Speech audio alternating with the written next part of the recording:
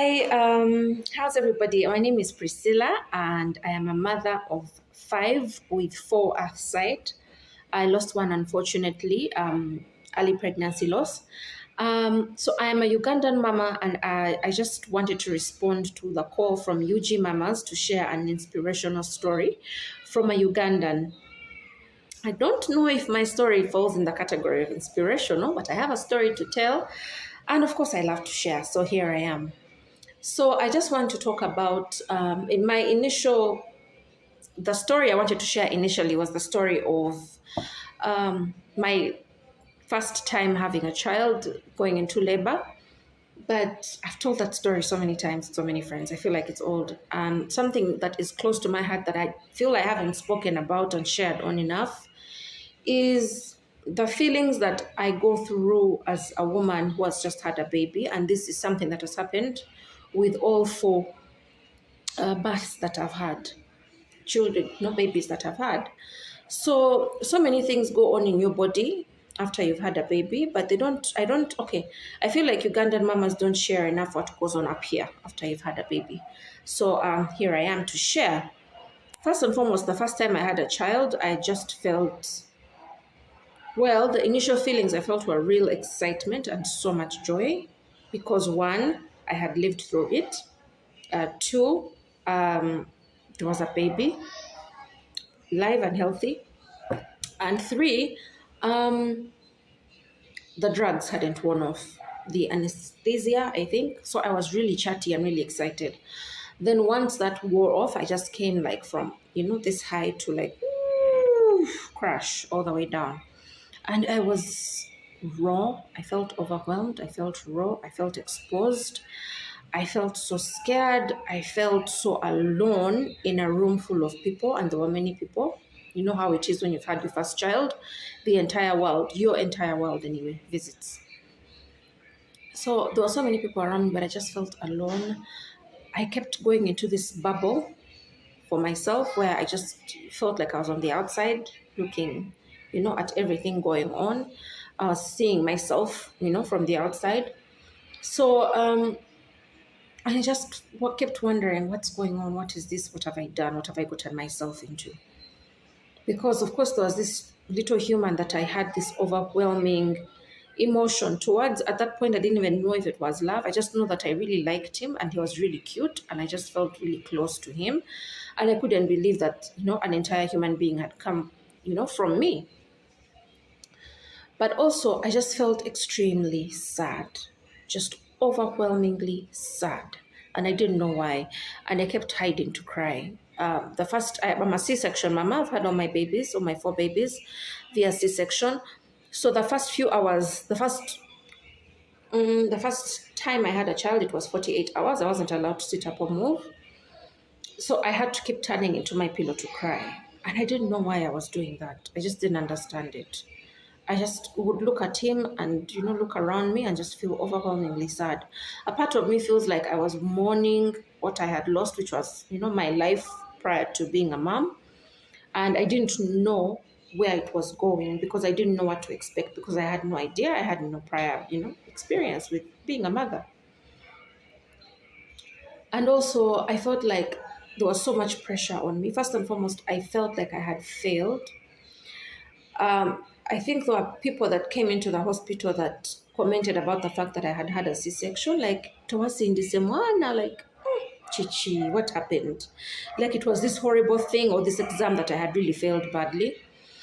And then I had to keep explaining, oh, this is what happened, or it was emergency C-section, or I didn't opt for this, and in doing that, I just kept feeling more. I kept feeling more and more like I had failed. Because first and foremost, I felt like I had already failed myself. I felt like my body had already failed in what it was supposed to have been able to naturally do, which is to bring a child into the world. And I was already frustrated about, having to have a C-section. Of course, me, with all my vanity, I just kept wondering, oh my God, my belly. I wasn't married at that time, but I knew I had to plan a wedding after. And trust me, all these things went on in my head. Like, how am I going to do all of this? So, I was frustrated that my body had failed to do what it was supposed to have done naturally. And then I didn't know this, but after you've, had all the anesthesia and the different, I guess, drugs that are put into your body during the process of C-section affect your breast milk supply, meaning it doesn't come in quickly. I don't know if that is an actual thing. It's what I was told. And also, or maybe it's just myself, my body. I don't know. But I was told that most C-section mamas have a hard time, nursing in the first few days. So that was the other thing that I thought I had failed. I couldn't nurse my child. And then different nurses and midwives that kept coming in kept saying, no, you're so mwana muteke kubere, like, nurse your baby, put your baby on the breast to nurse. And I was so frustrated because there was nothing. I was squeezing. And it's so funny, you guys. I am a very shy person. I am very conscious about my body and who sees my body and in that moment, people would come to check on, is there milk? Let me see. And everyone is just pulling your that hospital gown. They're pulling it down to check your boobs. They're pressing on your breasts there. I felt invaded. I felt like I had been, what's the word? My privacy. My soul, my body, my space had been invaded. So anyway, so you're living through all of that. You're trying to, catch your breath. Then I think, yes, I'm trying to catch my breath. I'm trying to understand, but I can't nurse.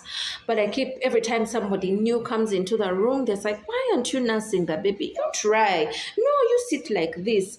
No, then you have to explain, oh, I can't sit. I had a C-section. Hey, sorry. What happened? So that kind of thing going on for hours and hours just, does a number on your brain. So for me, it was, all of that also coming on top of everything else.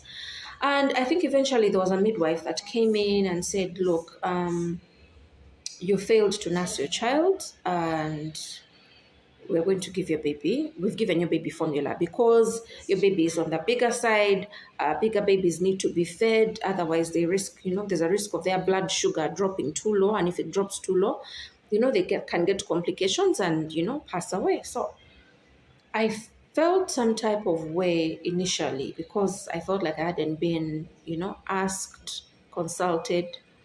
But eventually, as when the pediatrician came in and then my doctor later came in and they were able to explain, I said, okay, no problem, whatever, whatever works to keep my baby alive and fed and okay. So, can you give me some? I'll come. So, sorry about that, kids. So anyway, I've lost my train of thought. Help me, Jesus. Yes, so I felt like I had failed, and I don't. It's really it saddens me still that those were the first feelings I had of motherhood. I'm glad that later on I got to see this entire thing unfolded, and I realized how beautiful motherhood is, challenges and all. It's really something amazing. But in that moment, I was just feeling like maybe I'm not cut out for this. Maybe I'm not. It's not working for me already. Now see. And then that moment where they tell you, oh, now it's time to go, you find everything is okay, time to go home, and everyone around you is so happy, and I'm just thinking, why are you sending me home? What am I going to do with this person you're sending me with? I don't know how to deal. So for me, I just want to reach out to you, mama, new mom, not first time mom, but you still have those feelings because yes, even when I've had other babies, I've had those feelings come here and there, not with the same intensity, but I've had those same feelings, but I've known better in the times that followed to work through those feelings. But I just want to speak to you, mama. You've had a vaginal birth, you've had a C-section, whichever way you brought your child into the world, you're still that child's mother. Whichever way you brought your child into the world, you haven't failed. Whatever circumstances you brought your child into the world under, you haven't failed, because God is in this from the beginning to the end. So He knows you. He knows you so well. He knows you. He knows what's going to happen to you even before. Don't get me started on preaching, but I just want you to understand that no one should make you feel like you're less than because of a manner in which you brought your child into the world. You're not less than. You are a mother. You are a woman. You are a hero. You are a warrior. You're capable of wonderful things, as a mother and outside your life, outside your role as a mother. So, and the feelings are normal. That's another thing that I want to say. Those feelings are very normal. Those feelings are very valid. I would suggest that you don't push them under, hide them anywhere. Just work through them. And if you have somebody close that you can speak to them about it. If you have someone that you can reach out to them about it. I was lucky that I figured out eventually that, you know what? I asked a few people some questions, and I realized we all have different experiences, and it's very hard to expect the people that are close to you to understand what you're going through, because they've gone through something that you've just gone through. They've had children, so you expect that they should be able to understand what you're going through. If they don't feel bad for yourself. Don't feel like you failed. All our experiences are different, our personalities are different, and they might receive the same experiences differently. So it's okay, mama, you're doing wonderfully. Congratulations on your baby. Love that baby, love yourself. And another thing that I want to talk about that you know I have beaten myself up over so many times, is that initial time, when those first days. I mean, with all my children, it's been different. I think with my son Matthew, my breast milk trickled in on day 4. On day 4, and it was so little. It was so little. And I just felt like, oh my God, every single person, like if I don't produce milk soon, people are going to either throw me away and get a new person to come and take my place. So each of us is different. So don't compare yourself to other people. For my first child, Matthew, the milk came in 4 days later. So he had been on formula. My second, the milk came in after a week. The milk came in after a week, yes. And I was giving her formula as well. And I remember people who are visiting being like, you're giving your baby formula. You failed. Why don't you breastfeed? Do you know the benefits of breastfeeding? Yes, I do know the benefits of breastfeeding. I am an advocate for breastfeeding, but I'm also an advocate for a fed baby. If I'm not able to breastfeed, Mama, if you're struggling and you don't have breast milk and everyone around you is telling you, oh my God, you must. Yes, you must. And I would, tell you to keep trying and keep trying your hardest and keep trying different things. But in the meantime, while you're trying, your child needs to be fed. So feed your child. That's what formula is made for. Feed your child as you figure out. And also, one thing I've realized, that the more I got stressed during these times, the more the milk disappeared. So stress does the opposite of what you need your body to do. So relieve that stress by feeding your child. There's no way you're going to relax and your body is going to relax and you're going to sleep and eat well and therefore produce milk well when your child is screaming their lungs, at the top of their lungs. So with my third, the milk came in. He was a big feeder. He had a big appetite. He has a big appetite. So the milk came in. Just a minute. So with my third baby, my breast milk came in, but it wasn't enough for him. It wasn't enough because he had a huge appetite. He had a very big appetite, and I wasn't able to keep up. I was trying my best, but it just wasn't happening, and he was crying a lot. He was, you know how it's like, screaming baby, you're tired, he's not sleeping well, I'm not sleeping well. So eventually, we made a decision to supplement with formula. And we did for up to when he was 3 weeks old. And by the time he was 3 weeks old, my breast milk had come in, and I was able to nurse and meet his demand. And then, from then on out, I was able to just employ different things and tricks to basically keep him fed to the degree that he needed. So I just want to say that let nobody define what successful motherhood is for you. Let nobody define what unsuccessful motherhood is to you. We are all different. We all have different experiences, different bodies. Even our fingerprints are different. So really, we can't all expect to have the same experiences, to be exactly like so and so, sisters, friends, brothers, wives. I don't know who managed to do what with what. We're all doing the best that we can, and sometimes we need to know and appreciate that our best is enough. Mama, your best is enough. And another thing that I always, tell myself and try to remember, because mom guilt will always set in, and mom shaming is something that's here with us to stay, and it will be here until, time immemorial, because life.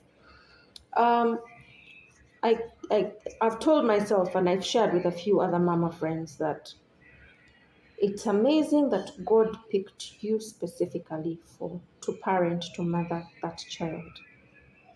You specifically, out of how many, billions of people, you are picked specifically because God has given you the tools to mother that child, to put that child on a path, on the journey and the path that He has prepared for that child.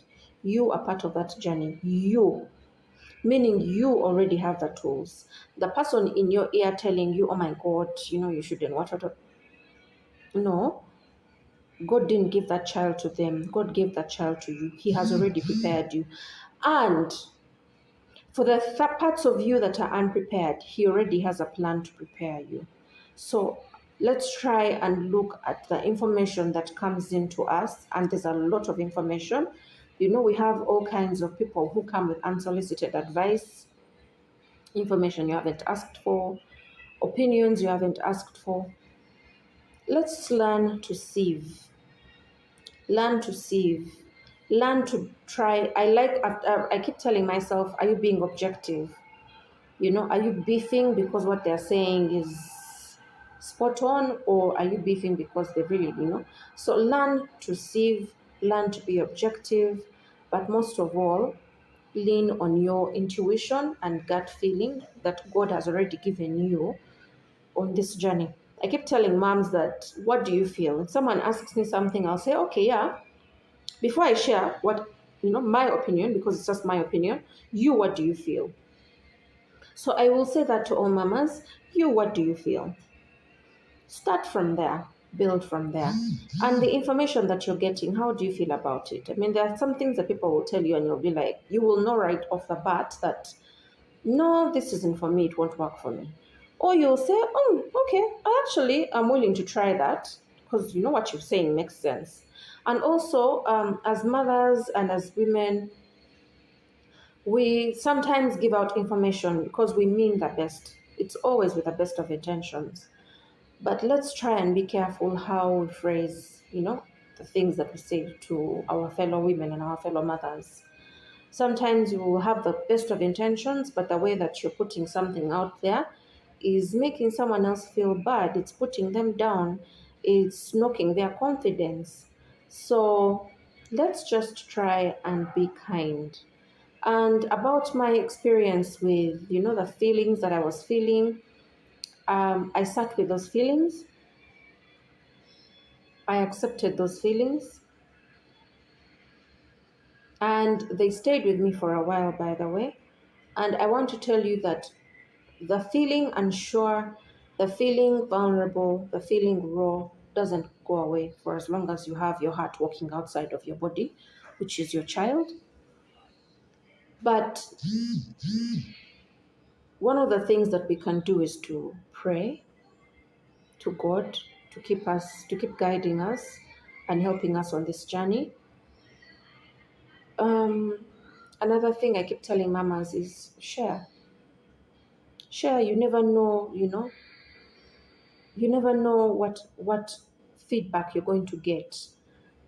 And in sharing, I mean, if you've experienced something and gone through it and maybe found your solution, and maybe um, share honestly. Don't share to put down that you're doing that when you know you don't know it. No, share honestly and say, oh, um, if you'd like to hear my point of view, and let's learn to ask, by the way, if you'd like to hear my point of view, this is what I did with ABCD. Okay. And if you're really truly well meaning, that advice, that experience is going to be well received. um, and let's learn to give grace to others, but also give ourselves grace. I have learned to try and be kinder to myself. Sometimes it doesn't quite work out because I'm my biggest critic, and other times, that kindness sets in and it really helps. So, um, I don't know if I feel like I haven't really shared anything inspirational, but I hope at least someone somewhere out there is going to be able to resonate with what I have shared with you here today. And in light of that, I just like to call on any other moms that have an inspirational story to share. You might not feel like it's inspirational, but you have a story to share. Please, please feel free to do the same. Let's carry this, let's pay it forward and share. So if you have a story to share from your own personal experiences, please go ahead and share that. Because through sharing our experiences, we get to learn from each other. Someone will pick something from you that will help her with, something that you might consider small, but is really bothering them. So let's learn to share, and in sharing, we console, we improve each other's experiences, we build our skill set. Yes, we do, through sharing, and we uplift other women. So that's it for me. Please share your story and post it with a hashtag UG Mamas Share. Okay. Bye.